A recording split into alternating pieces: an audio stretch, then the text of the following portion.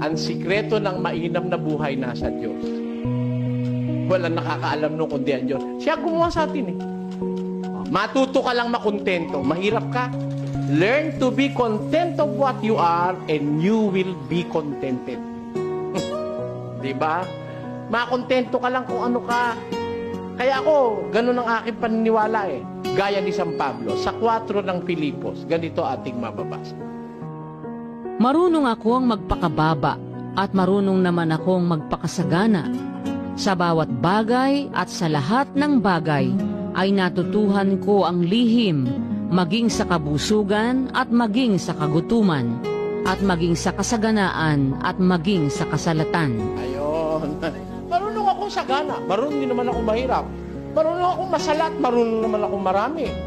Tayo, kontento siya. O pagka kontento ka, may problema ka ba? Wala. Kano kita mo?